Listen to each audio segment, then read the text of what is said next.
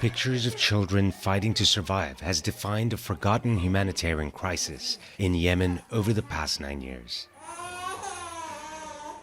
Sakir has been at this hospital in Aden for 2 weeks. He weighs half as much as he's supposed to. Like many of the country's most vulnerable, he's suffering from acute malnutrition.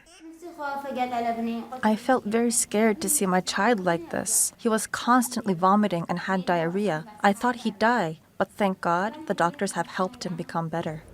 It's a reality from an unresolved conflict that began in 2015. Almost every single ward in this hospital is completely occupied. More and more malnourished children keep coming in.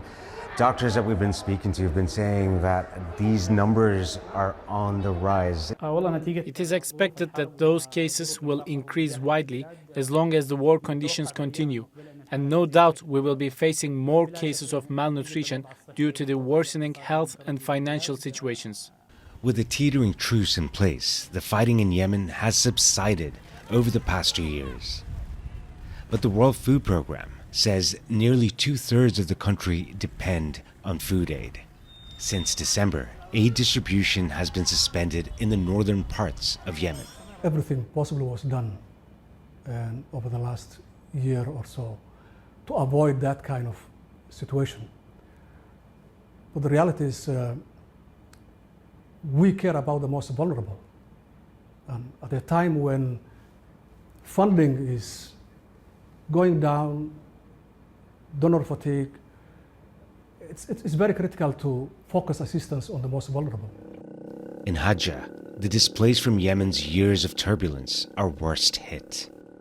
Newman lost his arm in an airstrike at a food market, but he says what hurts him the most is to see people still suffering all these years later. All the people around me have been suffering from this tragedy and loss. No medicine, no food, no homes, and we don't have anything to protect us from the weather. A peace process was underway when Israel's assault on Gaza erupted in October last year. Since then, regional escalations have dashed hopes of a lasting peace in this country. And with a diminishing flow of aid due to crises elsewhere, ordinary Yemenis face hardships that see no end. And for many, the battles begin at birth.